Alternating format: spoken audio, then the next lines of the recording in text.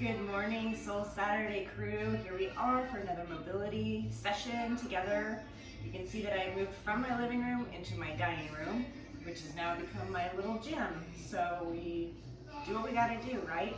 So let's get started. The things you're gonna need today is a single lacrosse ball, a wall. If you don't have a large wall that you can put your feet up against, then you're gonna need a band or a rope or some kind of belt off a robe, something that you can help with a stretch. And then we also need a foam roller. If you don't have a foam roller, I'll take you through a different movement instead, something that's gonna help you open your thoracic spine. So let's get started with the single lacrosse ball. We're gonna start on your glutes. You can either be sitting or lying down, but you're gonna start mashing out your glutes for a minute. Then we are going to mobilize the joint in the low back, all the way up to the thoracic spine, and then we will end mashing this lat out to open up that overhead position. So let's start with the lacrosse ball on the glute. We're going to take about a minute and mash out this side. You're going to see a lot of repeats from the other videos, but we're going to put it in a combination where try to release the hips, the spine, and the shoulder girdle. Remember, you can get yourself in a figure four position and mash around. I'm going to try to keep this video pretty consistent. I might break it up into segments in between movements, but we'll try and do both sides here together.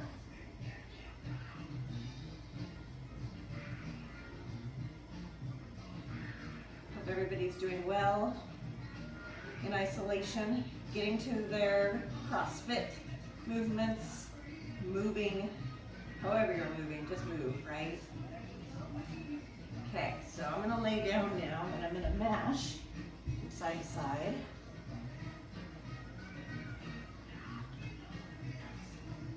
And of course, I'm gonna say it, get all the way out to the side. You contract that muscle, hold it onto it for 5 seconds and then relax the muscle. I'm going to go out here and look for another tender spot. Yep, there's another one. I'm going to contract and then relax. Don't cheat yourself out of that full minute.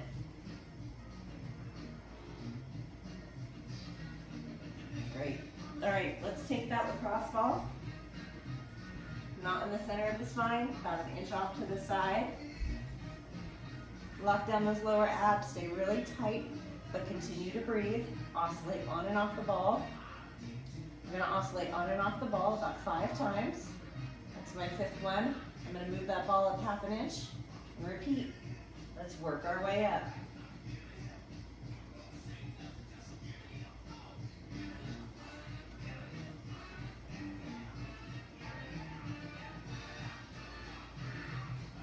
Good job. Keep it going. If you're lucky, you'll get a nice little release, little cavitation. Do you know that those are just gas bubbles, air bubbles within the joint? Not actually realigning anything, as much as that would be awesome. So I just hit my shoulder blade. I'm going to lock down my lower ribs, try and keep both shoulder blades on the floor, taking my thumb facing down, going to my opposite hip, and then I'm coming straight up overhead, leading with my thumb. So I'm trying to keep the small of my back on the floor, not allowing my ribs to flare as I come overhead. Fight for keeping those ribs down. There's my 5th one. I'm going to grab my shirt. I'm going to wiggle down, ball just went up. I'm going to repeat.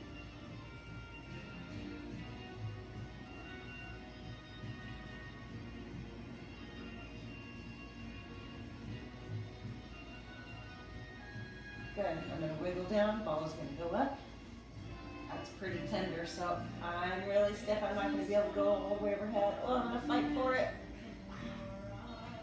Good.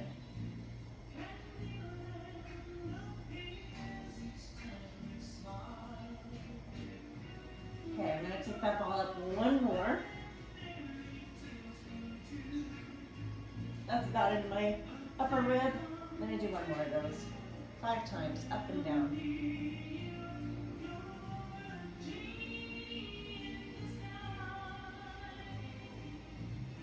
Okay, I'm gonna find that ball. I'm gonna bring it about an inch above my armpit. I'm gonna roll onto my side, and I'm gonna use the weight of my head to put some pressure through that arm. And I'm gonna start to release my lat from where it inserts into my humerus. Isn't that humerus? Doing 5 oscillations forward and backwards. And then I've moved that ball down a little bit. And you'll feel the quality of tenderness, or pain if you want to call it, change as you go from tendon to muscle belly and where the lats kind of meet into the ribs. Good. So now I'm on the meat of my lat, and I can feel a little clunk, clunk, clunk as I go over and release that tissue. So here I've been cheating. I lifted my head. I need to keep that weight of my head on there. Ooh, that's good. Good. And then about an inch or so below the armpit will be my last one.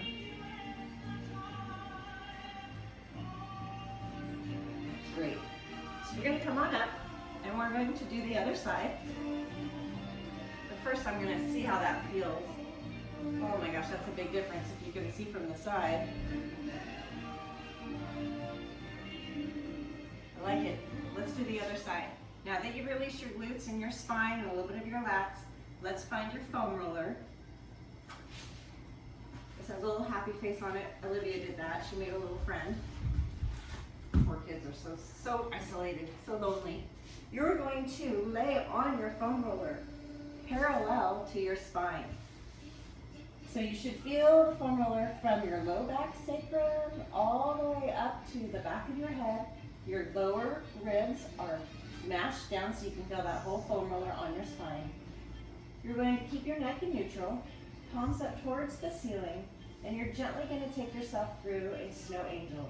Now what we're looking and trying to do here is keeping your lower ribs nice and engaged so that when you get into this tight position in your shoulder girdles, you don't flare up and get that big arch in your spine. You want to keep that low and locked down. Now what might happen for some of you is your arms come up, and that's okay, but keep your spine nice and engaged, nice and neutral, and fight for that shoulder position as you go overhead. Don't hold your breath through this. Keep breathing. We're doing 10 snow angels. Keep going. If you don't have a foam roller, you're going to go back to the movement we did last week, where you're going to open up into that open book position. So you're going to come in through here, take a deep breath in and out, and you're going to do that 5 times. Okay? If you want to get that full shoulder range of motion, you end up doing this clock sequence where the arm tries to stay on the floor the entire time, and you do 10 of those on each side. Great. Most of you might have to pause the video to go through the sequence on both sides, so I'll let you do that. If you started on the foam roller because you had one, you're going to stay on the foam roller, and for this motion, same exact thing, you're going to lock down your lower abs. You're going to try to get your elbows to touch the floor, and you're going to bring your hands from internal rotation in the shoulder to external rotation. But you're fighting really hard to keep your elbows on the floor. Now for those of you who do not have a foam roller, you can do this on the floor without the foam roller. You're still trying to keep shoulder blades locked down onto the ground, lower abs nice and tight as you go in and out of this scarecrow motion. We're going to fight for 10 of these. And every time I'm trying to get a little bit more range of motion. Opening up those shoulders. Now I can see that my elbows are a little low. I'm going to try to bring them up a little higher. I'm going to go through about 3 more of these.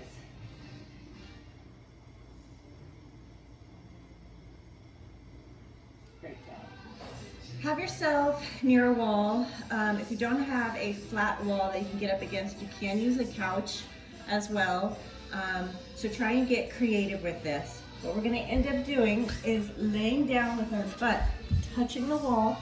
Our feet are pointed straight ahead, and we're in that squat position that we would normally be in if we were on our feet, standing on our feet. What we're going to do for the first maybe 10 reps is you're going to keep your toes pointing straight ahead, but you're gonna push your knees out as far as you can. Now the inside arches of my feet are coming up, which is fine, but try to keep them on the wall. Remember those 3 points of contact when you're standing up and lifting, the ball of your foot, ball of your toe, and your heel should be in contact with the floor at all times. So that's what we're gonna end up doing right now. I am pushing my low back or my sacrum, my tailbone, down into the floor as best I can.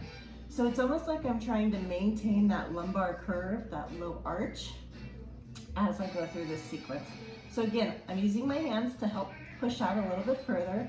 You should feel a nice adductor stretch. Good, so I think that's about 10. So I'm now gonna bring my feet a little bit wider apart, trying to spread my knees apart, trying to open up my hips, push my sacrum, my tailbone down into the floor, and I'm gonna take my right knee and I'm gonna point it in towards my left foot. So you can see my hip just came off the floor a little bit, that's okay. I'm gonna push that right knee back out as I push my left knee in towards my right arch. So we're gonna go through 10 of these. And the whole time I'm trying to keep my lower abs, my core engaged as I'm opening into external rotation and closing into internal rotation for these hips. So you can just picture that ball and socket just moving, releasing, mobilizing that huge, strong joint. Good, now if you're experiencing any pain with this in your hip, don't push through it. Just take it to that limit, pause and breathe, and then come back out. Good, and of course I've lost count. I will say that's maybe 10 right there. Okay, so I've kind of scooted my butt away from the wall a little bit. I'm gonna find it again. Now we're just gonna do that adductor stretch where we just sit and release. So I'm gonna open up my legs as best I can, trying to get my knees as straight as possible. Lower abs are engaged, and I'm gonna sit here and breathe. And gravity is going to bring the ends of my legs, my feet, further closer to the floor as we sit here. So now I'm gonna add in some contract relax. So remember, you're gonna contract your quads, your hamstrings, your glutes, your abs, your calves for 5 to 10 seconds, and then you're gonna relax. And I just felt a nice release, so I'm gonna walk my feet a little bit closer to the floor. Breathe. And we are going to try to accrue about a minute or 2 here, okay? If you've been in my classes before, it's usually 4 minutes. And if you have an extra 4 minutes right now, pause the video and just hang out here and get 4 minutes in. I'm gonna contract all those muscles again. 5, 4, 3, 2, 1. I'm gonna relax. Exhale. And I'm gonna open those legs up. Woo! That feels. Okay, I'm gonna contract those muscles again. 5, 4, 3, 2, 1, and relax. Inhale and exhale. Good, just felt another release. And wiggle it out. Good, if you want, you can take a look down in between where your legs are, and you might see one leg is a lot further down than the other. That's gonna highlight some asymmetries in your hip girdle and the muscles that surround the hip. Good, let this be our last one. I'm gonna contract my quads, my hamstrings, my glutes, my abs, my calves by pushing into the wall. For 5, 4, 3, 2, 1, and relax. I'm gonna try and get a little bit more length out of that. Good job. Excellent work. Use your hands if you need to bring your feet back together. You're gonna feel stiff after you've picked up new range of motion. And we'll slowly come up. If you didn't have a wall at home to do that last movement that we did, I'm gonna show you with the band a good way to kind of get into those same positions. If you just did the wall series and you wanna do this one as well, that's great. So go ahead and grab a band or that rope or belt that you had earlier, loop it around the ball of your foot. Okay, you're gonna bring your knee towards your armpit, and you're gonna extend out into a hamstring stretch. You're gonna bring it back down, the knee towards your armpit, and you're going to bring the knee in towards across the body, and then out. So it's that internal, external rotation motion that we just did against the wall, that you're providing the pressure through your band, and just kind of teasing those motions in and out of that hip. So after 10 of those, you're going to keep that tension on the band. You're going to bring yourself into that big hamstring stretch, and now you're just going to let that foot fall out to the side to hit that adductor. So even in this position, you can contract your muscles, contract, squeezing my quads, my hamstrings, my butt, my abs, and then relax that muscles, all those muscles, and let that band come closer to the floor. I'm keeping my opposite hip on the ground. And you can see my arm shaking because I'm holding a lot of tension in here. I'm going to contract all those muscles again, and then I'm going to relax. And you can do that 4, 5, 6 times. You can hang out here for up to 4 minutes as well. So if you want to continue on for those minutes, go ahead and pause the video again. Keep your eyes on a clock. And don't cheat yourself of opening these muscles back up. Okay, I'm going to say that was 4 minutes. I'm going to go ahead and switch sides. So remember, lots of tension through that band, knee towards the armpit. And then you're going to internally rotate that knee towards your opposite shoulder, and then externally rotate. Lots of tension through that band.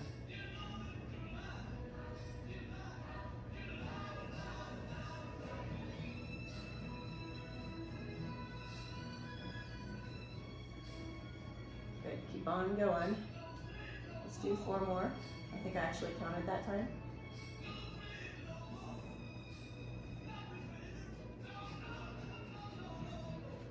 Good. Extend that knee up. Lots of tension to let that leg fall out to the side.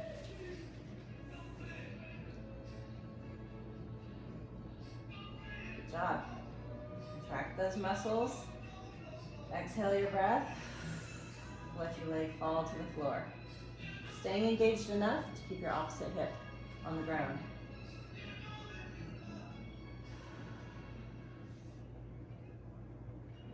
Again, if you want to total up 4 minutes, pause the video, and then start up again when you finished. All right, you guys, that was another really good class.